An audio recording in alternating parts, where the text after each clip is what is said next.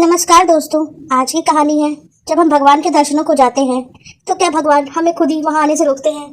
कई बार भगवान के दर्शनों के लिए जाते समय कुछ ऐसी बुरी चीजें हमारा पीछा कर रही होती हैं जिनसे कई बार हमारा जीवन खतरे में पड़ सकता है। पर भगवान अपने ही भक्तों का जीवन कैसे खतरे में पड़ने दे सकते हैं, वो कुछ ना कुछ तरीका करके हमें बचा ही ले सकते हैं। लेकिन कई बार वो हमें बचाते हैं तो हमें चोट पहुंचती है, और वो ऐसी छोटी चोट होती है जिसका बड़ी दुर्घटना से बचाने के लिए कुछ करते हैं। हम अक्सर अपनी बदकिस्मती मान लेते हैं या फिर शायद भगवान को दोष देते हैं कि हमें चोट लग गई, पर उस समय भी भगवान हमारी ही सुरक्षा कर रहे होते हैं। वो चोट कोई चोट नहीं होती है, बल्कि बड़ी मुसीबत से बचाना होता है। जो भगवान का फैसला होता है उसमें हमारा हाथ नहीं होता, वो तो भगवान ही निर्णय करते हैं। आज अनिल और कविता अपने घर से निकलने का फैसला करते हैं भगवान के दर्शनों के लिए जाने के लिए, क्योंकि उनका एक नियम था। वो हर साल साईं बाबा के एक मंदिर जाते थे, जहां वो अपने बच्चों के जन्म से पहले भी जाते रहते थे। लेकिन इस बार जब वो बच्चे थोड़े बड़े हो चुके हैं तो साल के 2 महीने वो छुट्टी करते हैं, जहां एक छुट्टी के महीनों में जब बच्चों के स्कूल नहीं होते हैं तो उन्हें साईं बाबा के दर्शन के लिए लेके जाते हैं।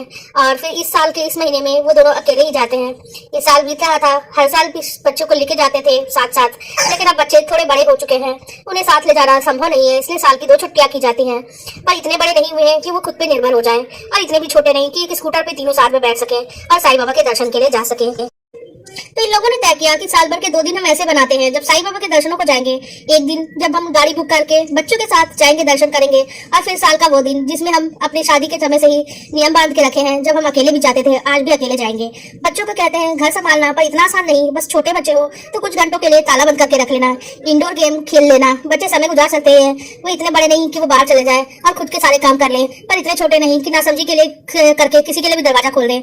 और ये बात सुनील और कविता अच्छी प्रकार से समझते थे। साल भर की गर्मियों की छुट्टी के दिन सारे बच्चों ने मिलकर एक साथ कविता और सुनील जब दर्शन करके आ चुके थे, उनके बाकी के महीनों में बच्चों को इस तरह से स्कूटर में लेके जाना उन्हें सही नहीं लगा। तो उन्होंने कहा आज हम दोनों अकेले चलते हैं, 2 पहिया वाहन यानी स्कूटर के साथ दोनों आराम से जा सकते थे। इन दोनों ने तय किया कि गाड़ी को हम लोग चलते हैं, बच्चों को कहते हैं ताला लगा लो। बच्चों को कहते हैं ताला लगा लेते हैं, और उनका एक हिस्सा खुला हुआ था जैसे बालकनी कहते हैं, और बच्चे वहां से उन्हें टाटा कह सकते थे। बच्चे उस जगह पे खड़े होते हैं, अक्सर हम बालकनी कहते हैं, और बच्चे माता पिता को टाटा करते हैं। इस समय बच्चे बहुत खुश थे, घर के अंदर इंडोर्स गेम खेलेंगे, मौज मस्ती करेंगे। माता पिता घर में ना हो तो बच्चों को तो मौज मस्ती करने का पूरा समय मिल जाता है, फिर चाहे वो टीवी देखना हो चाहे गेम्स खेलना हो। ये बात सुनकर बच्चे काफी खुश थे। पर एक बार लवली, चिंकी, पुलकित ये तीनों बच्चे बहुत खुश होते हैं। मम्मी पापा बाहर जाएंगे, हम दिन भर बहुत मस्ती करने वाले हैं। तीनों लूडो इकट्ठा करना शुरू कर देते हैं, और तीनों को 2-3 घंटे या 4-5 घंटे तो बहुत आराम से मिल जाने वाले थे। न पढ़ाई का झमेला, न कोई इंस्ट्रक्शंस, टीवी देखने में भी कोई रोक टोक नहीं। तीनों खुश हो जाते हैं, माता पिता को जाने के लिए कह देते हैं। जाते हुए पुलकित घर में ताला लगा लेता है, और तीनों बालकनी में खड़े हो जाते हैं। माता पिता स्कूटर से उन्हें टाटा करते हैं। चिंकी सामने देखती है, तभी उसे काली बिल्ली स्कूटर के ठीक आगे निकलती हुई दिखाई देती है। चिंकी उन्हें रोकने के लिए हाथ बढ़ाने ही वाली थी, क्योंकि छोटी सी चिंकी थी, शायद पापा ने उसे देखा भी नहीं। तब तक पापा स्कूटर स्टार्ट करके आगे बढ़ चुके थे। चिंकी कुछ नहीं बोलती, पर बहुत ज्यादा परेशान हो जाती है। उसका मन लूडो खेलने में भी नहीं लग रहा था। भैया पुलकित को बोलती है, क्या हुआ, तुम ये खेल नहीं रही हो बेटा? भैया बोलते हैं तो बोलता है कोई बात नहीं, तुम टीवी देख लो। भैया थोड़े बड़े थे, समझदार थे, लेकिन चिंकी थोड़ी मासूम सी बोली नहीं दीदी और नहीं भैया। चिंकी परेशान लग रही थी तो लवली दीदी से बात की।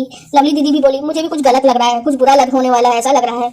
चिंकी बोलना नहीं उतना जानती थी, पर उसे डर लग रहा था, और लवली दीदी भी इस डर को महसूस कर पा रही थी चिंकी के।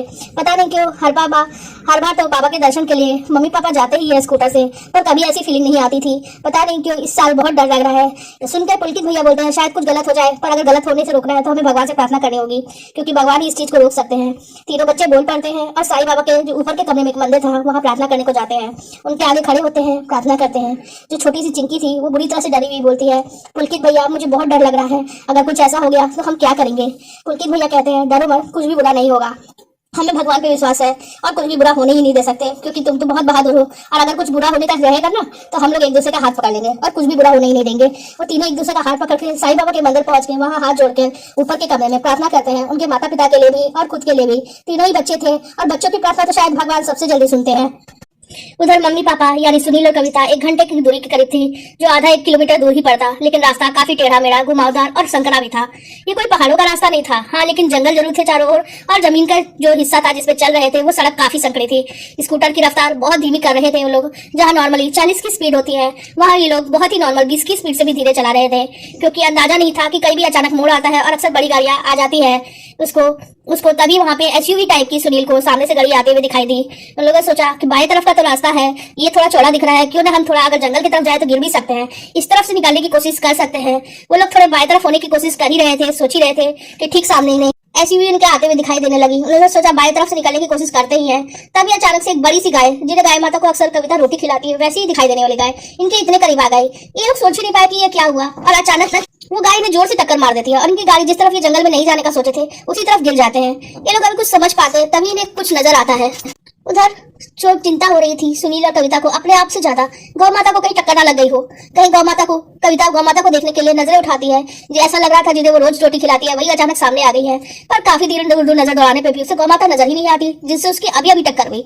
स्कूटर को टक्कर मारी पर वो नजर नहीं आ रही, पर वो गाड़ी भी नजर नहीं आ रही थी, जो गाड़ी बहुत तेज रफ्तार से इन लोग की तरफ आ रही थी, जिससे बचने के लिए लोग बाएं होने वाले थे। हाँ, लेकिन एक बहुत बड़ी ट्रक जिस बाएं तरफ ये लोग जाने वाले थे उस तरफ से उन्हें तेज रफ्तार से आती हुई जरूर नजर आ गई, जो उस तरफ से मुड़ी थी जहां से इन्हें नजर भी नहीं आता, और उसी स्पीड से वो चल रही थी कि अगर ये लोग उस तरफ होते तो उस गाड़ी से बचने का कोई रास्ता नहीं होता। वो गाड़ी इतनी स्पीड में थी कि इन लोगों की तरफ शायद वो कुचल के निकल जाती या टक्कर मार देती, और ये लोग कुछ नहीं कर पाते। इन लोगों का स्कूटर लेकिन अब सड़क के किनारे गिर चुका था। सुनील और कविता दोनों ने हेलमेट पहना हुआ था। इत्तेफाक से उन्हें कोई चोट सर पे तो नहीं लगी, लेकिन हैरानी से वो उस ट्रक को देख रही थी जो तेज स्पीड में आंखों के सामने निकल गई। ये सब कुछ बहुत तेजी से हुआ, लेकिन कुछ पल के लिए भी अगर देरी होती तो ना जाने क्या से क्या हो जाता। अगर वो गौ माता हमें धक्का मार के नीचे नहीं गिराती तो एक पल में सारी दुनिया ही तबाह हो जाती। हम अपने परिवार से इतने दूर चले जाते। ये सोच के कविता कांप उठती है, क्या होता उसके बच्चों का। एक पल को भी कविता ये जब सोचती है तो कांपने सी लगती है। उसे तो अपना ध्यान भी नहीं था, तभी उसे याद आता है, अरे सुनील कहाँ है। सुनील को देखती है तो उसे कुछ खास चोट नहीं आई थी, वो बस थोड़े गिर गए थे। उन्हें उठाने की कोशिश करने के लिए कविता उठती है, तभी उसके पाँव में बहुत तेज दर्द होता है। अब जाके उसे एहसास होता है कि उसके पाँव में बहुत तेज चोट लग चुकी है, जिसकी वजह से वो तो चल भी नहीं पा रही। सुनील आता है, उसे जबरदस्ती किसी तरह से स्कूटर में बैठाता है और आसपास के एक डिस्पेंसरी में लेके चला जाता है, जहाँ पे वो लोग डॉक्टर बैठे थे। वो बोलते हैं आपके पाँव में तो बहुत तेज चोट लगी है, शायद हड्डी में चोट आ गई है, यहाँ तो एक्सरे करना पड़ेगा, पर यहाँ ये सुविधा नहीं है, आपको वापस शहर की तरफ जाना होगा। ये एरिया शहर से काफी दूर हो चुका है, ये एक्सीडेंट थोड़े होते हैं, लेकिन यहाँ पे आपको थोड़ा सा दूर जाना होगा। सुनील को वापस जाने की राय डॉक्टर्स देते हैं। कविता का बहुत मन था कि वो किसी भी तरह से साईं बाबा के दर्शन कर ले, पर सुनील समझाता है अगर स्वास्थ्य अच्छा रहा और किस्मत अच्छी रही तो हम दोबारा जरूर यहाँ आ जाएंगे, फिलहाल चलो। कविता आधे मन से वहां से लौटने को तैयार हो जाती है, पर क्या करें, जब उस एक्सरे होता है तो कविता को अच्छी खासी मोच आ गई थी और हड्डी में भी चोट लगी थी। 1 महीने के लिए प्लास्टर बांध दिया गया और उन्हें 1 महीने की आराम करने की सख्त हिदायत दे दी गई। जहाँ कविता की देखभाल की पूरी तरह से जिम्मेदारी सुनील पे आ पड़ी थी और बच्चे काफी छोटे थे। पुलकित चाय और मैगी बनाना तो जानता था, पर बेटियां बहुत ही ज्यादा छोटी थी, तो सुनील ने छोटे मोटे काम जैसे झाड़ू पोछा बर्तन के लिए एक दाई रख ली जो काम में हेल्प करती थी, यानी हेल्पर। और कविता जो खुद काम निपटा लेती थी, अब उसे देखभाल की आवश्यकता थी, तो सारे काम घर के दाई सुनील मिलके और कर रहे थे, और छोटे बच्चे भी थोड़ी हेल्प कर रहे थे। जहाँ बच्चों की देखभाल और स्कूल की चीजों को देखना होता था वो सब कुछ सुनील अकेले देख रहे थे, और कुल मिलाकर इस मुसीबत को लोग मिलकर पार निकालने की कोशिश कर रहे थे। 1 महीना बीतता है, कविता पूरी तरह से स्वस्थ हो जाती है और उसके बाद कहती है अपने परिवार को, आप लोगों ने मेरा बहुत साथ दिया, ये सब कुछ जो ऐसे बुरा हुआ उसका बहुत अच्छा फल ये है कि आपने मेरा परिवार मेरे साथ रहा, जिसने मेरे लिए बहुत कुछ किया। अगले 6 महीने बाद सुनील और कविता फिर से प्लान बनाते हैं साईं बाबा के उस मंदिर में जाने के लिए, क्योंकि पिछली बार जो हुआ था वो सब कुछ हो चुका था, फिर भी ये लोग समझ नहीं पाए थे और वो लोग साईं बाबा के पूरे परिवार के साथ मंदिर जाते हैं। साईं बाबा के मंदिर में वहाँ बहुत कुछ जीवंत सा उन्हें महसूस हुआ था। ये ऐसा 1-2 बार नहीं बल्कि बच्चों को भी महसूस हुआ। उनकी छोटी बेटी चिंकी को साईं बाबा के होठ हिलते हुए से दिखाई दिए, जैसे लग रहा था कि वो कुछ बोल रहे हो। चिंकी बोली, साईं बाबा हमें आशीर्वाद दे रहे हैं, देखो देखो। लेकिन चिंकी बहुत ही छोटी थी, इतने छोटे बच्चे झूठ नहीं बोलते, नॉर्मली तो इन्हें झूठ बोलना आता भी नहीं है। ऐसी बातें सब सुने सबने, लेकिन विश्वास तो कर ही लेते हैं, क्योंकि अगर ऐसा नहीं होता तो यह संभव ही नहीं था जो चीजें हमारे साथ हुई थी। अगर ये चीज दिल में मान ले, वो गाड़ी जो हमें दिखाई दे रही थी उस दिन एसयूवी, वो अचानक कैसे हवा में गायब हो गई। चलो मान लेते हैं गाड़ी हाई स्पीड में थी, वो गायब हो गई, तो फिर वो गौ माता जिनसे हमारी टक्कर हुई वो कैसे गायब हो सकती है? हमें तो उन्हें आसपास नजर भी नहीं दिखाई दी। वो गाड़ी हवा नहीं थी, पर गौ माता भी तो नहीं थी जो उड़ के कहीं चली नहीं जा सकती, पर वो ट्रक थी जो हमें दिखाई नहीं दे रही थी। उस दिन एसयूवी गाड़ी जो स्पीड में थी वो तेजी से चली गई भी, तो जो ट्रक इसी स्पीड में आ रही थी वो हमें क्यों नहीं दिखाई दी? ऐसा लगता है जैसे यम हमारे प्राण लेने को आए थे, और साईं बाबा ने मेरे बच्चों की प्रार्थना सुनकर हमारी जान बचा ली, खुद गौ माता बन के आ गए और हमें जंगल बन की तरफ धकेल दिया। और हमें चोट तो लगी, लेकिन अगर हम उसके नीचे आ जाते तो पता नहीं क्या होता, शायद हम जीवित न बचते। ये सोच के कविता और सुनील दोनों की आंखों में आंसू आ गए, और ये चिंकी और लवली और पुलकित तीनों को भी नहीं बताया कि बच्चे सुनेंगे तो शायद बहुत डर जाएंगे। एक बार भगवान साईं बाबा पे लेकिन पूरा विश्वास हो गया। अब ये लोग थोड़े बड़े हो गए, जब कुछ सालों के बाद इनको सारी घटनाओं के बारे में बताया गया, तो चिंकी जो बहुत समझदार हो चुकी थी उसने कहा, माँ उस दिन मुझे बहुत कुछ महसूस हुआ था, मैं बोलना नहीं जानती थी इसलिए बोल नहीं पाई, मैं रोकना चाहती थी पर कुछ कर नहीं पाई, मैं शायद आप लोगों को रोक लेती और आगे शायद जाने भी नहीं देती माँ। सुनीला कविता तीनों बच्चों को गले लगा के बोलते हैं, जहाँ परिवार का साथ और भगवान का आशीर्वाद हो, मन साफ हो, तो किसी के बुरा सोचने से भी बुरा नहीं होगा। भला करने वालों के साथ हमेशा भला ही होता है, और भगवान का भला करने का तरीका तो कुछ विचित्र सा ही होता है, जो हमें कभी चोट पहुंचा के भी हमारा भला कर सकते हैं, और बड़ी मुसीबत से बचाने के लिए हमें छोटी मुसीबत में डाल के उस बड़ी मुसीबत से बहुत दूर कर देते हैं। ऐसा ही विश्वास हमेशा ही अपने भगवान पे बनाए रखिए। आपको हमारी ये कहानी कैसी लग रही है कमेंट सेक्शन में जरूर बताइएगा, और अपने आराध्य का एक बार जयकारा कमेंट सेक्शन में जरूर लगा दीजिएगा।